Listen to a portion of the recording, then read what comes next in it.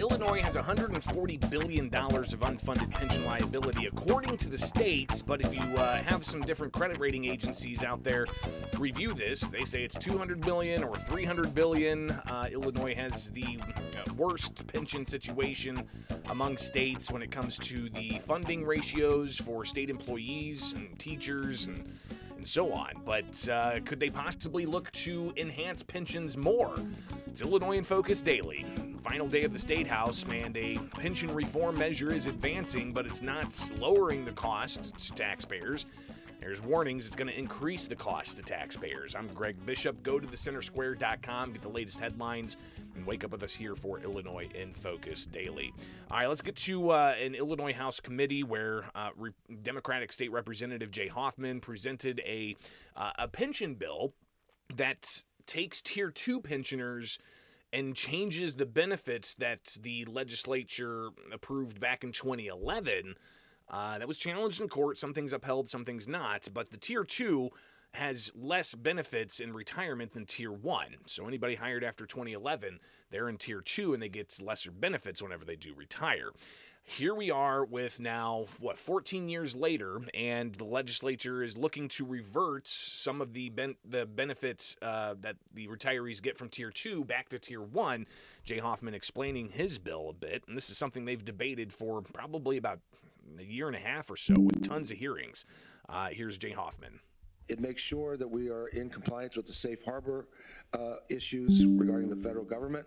It's my understanding that currently SURS and possibly SERS is in violation of safe harbor, and that needs to be addressed in that it's going to cause significant financial burden to the state of Illinois.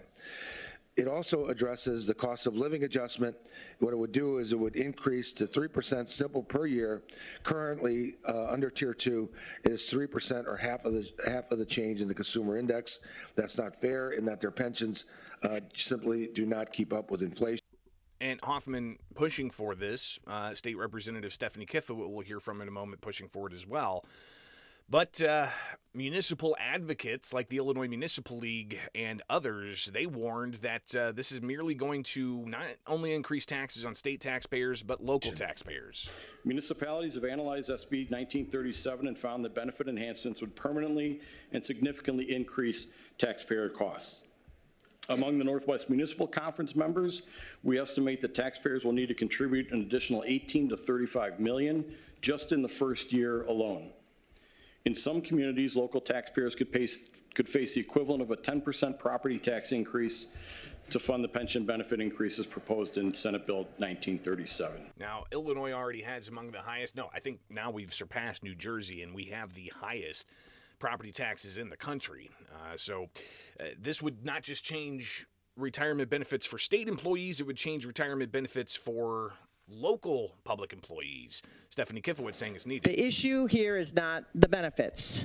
It is not the benefits. The benefits payment is about $2 billion. The issue here is the unfunded liability. And so we have laid out a plan to pay for that. We have laid out a plan that is fiscally responsible. Now, this all, again, has been debated, and questions about the unfunded liability, how to address that, pushes to change the state constitution, not materializing at the State House, but State Representative Stephen Reich upset. Well, I'm going to say, as the spokesman on the pension committee, I'm somewhat flummoxed by the fact that I was not involved at all with any of the conversations that went into either House Amendment 1 or House Amendment 2, or frankly, the original bill.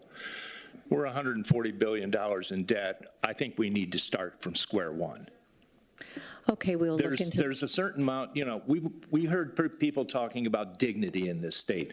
There is also dignity in not making promises you can't pay for. So the pension bill, despite Reich trying to table the motion, which means it's not going to be considered, Republicans were outvoted on that motion, but you have the measure advancing out of committee. They did not advance it out of the House last night. We'll see if they get to it today, and if it's got enough time to pass the House and then get over to the Senate to possibly pass there. But you're going to have some conversations about all of that.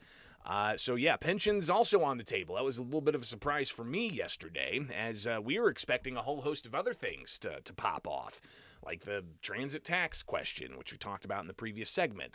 But last night, you had energy come up as well, and the House did advance the energy omnibus bill that has more subsidies for wind and solar and battery, and there's concerns that it's going to tack on another line on your utility bill.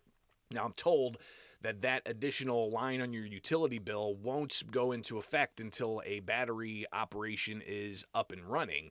But regardless, a lot of debate about this on the House floor late last night. I think it was like 7:30 or 8 o'clock by the time they actually got going here. Again, here's Jay Hoffman. Several things in this bill. Let me get that turned up for you. 3 gigawatts of utility-scale energy storage, which when it goes into effect, would provide low-cost credits to consumers, and this index credits for these projects would get paid if market prices are low and provide credits to consumers if market prices are high. This would provide about 9% of our peak electric use. In addition, we build an estimated 1.8 gigawatts of virtual power plants. We'll incentivize an estimated 1.8 gigawatts for these virtual power plants, which is energy storage, demand response, and other technology at homes and businesses, and this will be about 5.5 of our peak load. We have identified new transmission options. We have provide for an integrated resource planning so the Illinois Commerce Commission could take the lead, like most other states in the nation, for doing long-term planning for our electrical needs, so we don't get in the same type of situation we are in where our demand is much greater or is as great as our supply. So this is long-term planning we're talking about, where they will make recommendations on how to make sure that doesn't happen. The Illinois Procurement Agency. Again, Hoffman talking about various provisions of the bill, Republicans pushing back, saying it gives too much power to the ICC to essentially change Illinois' makeup of energy portfolio, and a lot of debate on the House floor. But State Representative Brad Halbrook had some words to share about this particular measure. Discussion on this measure. Representative Halbrook is recognized. Thank you, Mr. Speaker. To the bill. CEJA and the last few iterations of the so-called energy legislation, the green energy legislation, are not about helping Illinois families. They are a worship service at the altar of the dead green god. We were told about their ideology, but the audits, the rising bills, the failing reliability, and the empty promises speak for themselves. We were promised clean energy would mean lower cost, more jobs, and a stronger grid. They promise a climate salvation that doesn't exist, all the while driving up cost, shutting down reliable energy, and putting our power grid and communities at risk. What we got instead were higher bills, fewer reliable sources of power, and agencies that can't even meet their own goals. Families are paying more every month. Manufacturers are struggling to stay open, and our grid is stretched beyond the breaking point. This bill doubles down on a failed experiment that's hurting everyone in the state of Illinois. Ladies and gentlemen, this is not progress. It's a political religion built on failure, and Illinois families and manufacturers and employers are all paying the price. It's time to stop chasing political slogans and start delivering results. Let's stand for common sense and affordable, reliable energy. Please vote no. Thank you. Despite Halbrook and others opposing this, Republicans obviously in the super minority, Democrats argued for the measure, and it passed the Illinois House. So we'll expect to see that in the Illinois Senate today. A lot of stuff going to pop off. We'll be there on the ground. I got to actually hit the road to get there. So appreciate you guys being here. We'll be back at it tomorrow with a rundown of all that happens. So you may wake up tomorrow and find out that your taxes are going to increase, that pensions might be changing in the future for Tier 2 employees, and a whole host of other things.